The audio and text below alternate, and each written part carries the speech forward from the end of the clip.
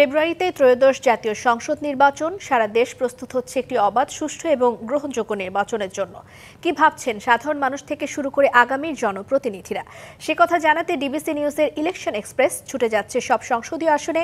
এখন রয়েছে সংসদীয় আসন ৮৬, যশোর ২-এ। CSRF DBC election express. আজ আমরা রয়েছি যশোর ২ সংসদীয় আসন ৮৬।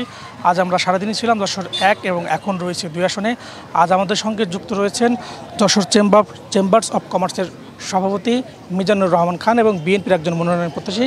স্বাগতম আমাদের সিএসআরএফ ডিবিসি ইলেকশন এক্সপ্রেসে। আপনি এই আসনের একজন মনোনয়ন প্রত্যাশী, পাশাপাশি একজন বিজনেসম্যান।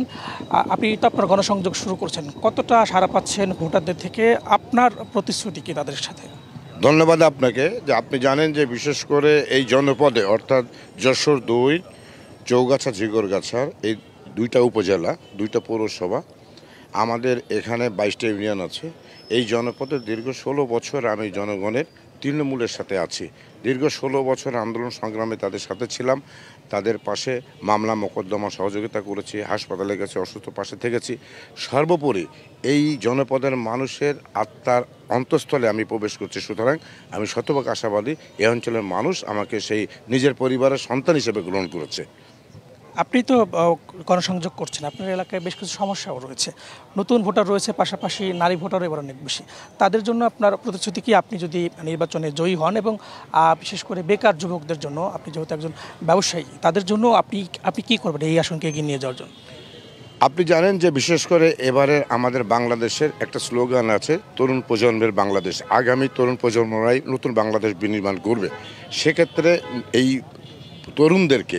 তরুণদেরকে কর্মসংস্থানের জন্য আমাদের ভারপ্রাপ্ত চেয়ারম্যান তারেক রহমানের যে ৩১ দফা রাষ্ট্র কাঠামো মেরামতের যে দিয়েছে, তার পুরোপুরিটাই বাস্তবায়ন করা হবে। তার মধ্যে এই তরুণ সমাজকে, যারা চাকরির প্রয়োজন তারা চাকরি পাবে, যারা চাকরি পাবে না তাদেরকে উদ্যোক্তা তৈরি করতে হবে। তার উদ্যোক্তা তৈরি করে তাদের কর্মসংস্থান সৃষ্টি করতে হবে। তার উদাহরণ, এই উপজেলায় আমাদের একটা গার্মেন্টস ফ্যাক্টরি আছে। ইনি এখানে গার্মেন্টস ফ্যাক্টরি করছেন, প্রায় ১২,০০০ লোক এখানে কর্মসংস্থান আছে।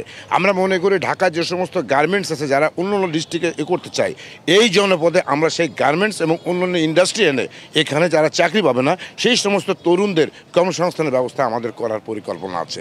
আর নারীদের ব্যাপারে আপনারা জানেন যে আমাদের ৩১ দফা রাষ্ট্র কাঠামোর মধ্যে বলা আছে, নারীদের ক্ষেত্রে বিশেষ করে ফ্রি লেখাপড়া, স্কুল কলেজের সুবিধা তো আছেই, এবং অন্যান্য সুযোগ সুবিধার সাথে আমাদের বিশেষ করে নারীদের যে আপনার ব্যক্তিগত কার্ড, যারা সংসারের কাজ চালাতে পারে, এবং অন্যান্য যে সমস্ত সুযোগ সুবিধা আছে সম্পূর্ণভাবে আমরা সেগুলো বাস্তবায়নের চেষ্টা করব।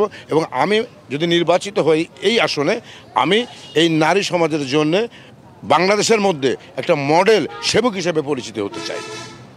এগিয়ে আসলে আরও সমস্যাগুলোর মধ্যে আমরা জানি মাদক খুব বড় একটা সমস্যা। পাশাপাশি আপনি যদি এই বিষয়ে যদি কাজ করতে চান, আপনি কি করবেন? আপনার প্রতিশ্রুতি কী? আমি আগেই বলেছি যে সারা বাংলাদেশে মাদক কিন্তু একটা সমস্যা। আমি বিশ্বাস করি এই যারা মাদকে আসক্ত, এই যুব সমাজে যদি কর্মে ফিরিয়ে আনা যায়, এই যুব সমাজ আমি বিশ্বাস করি না আর মাদকে যাবে। যার কারণে আমাদেরকে যারা চাকরি করবে তো করবেই, এদেরকে সংঘবদ্ধ করে নতুন নতুন প্রকল্প দিয়ে এদেরকে উদ্যোক্তা তৈরি করতে হবে।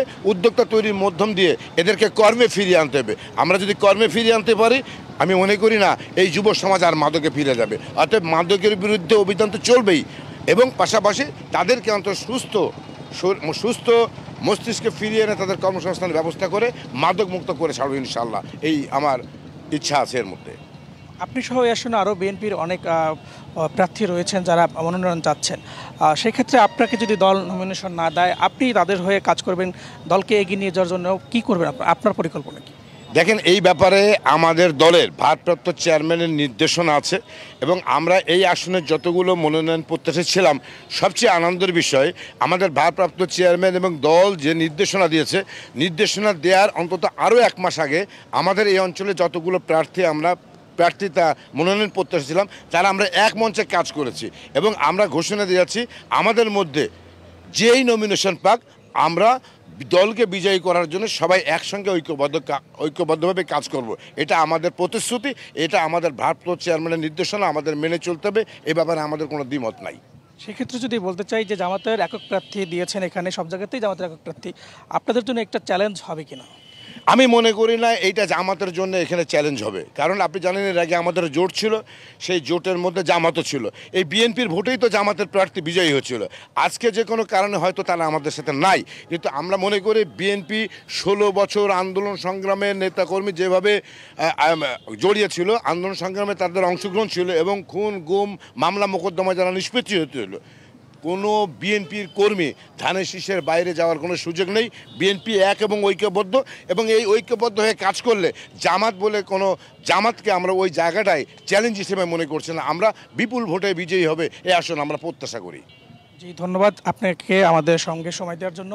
আমাদের সঙ্গে যুক্ত ছিলেন এই আসনের একজন মনোনয়ন প্রত্যাশী, পাশাপাশি তিনি একজন ব্যবসায়ী। তিনি জানাচ্ছিলেন আসনকে কীভাবে এগিয়ে নিয়ে যাবে এবং দল থেকে যদি নমিনেশন নাও পায় তাহলেও বিএনপি কীভাবে এগিয়ে নিয়ে যায়।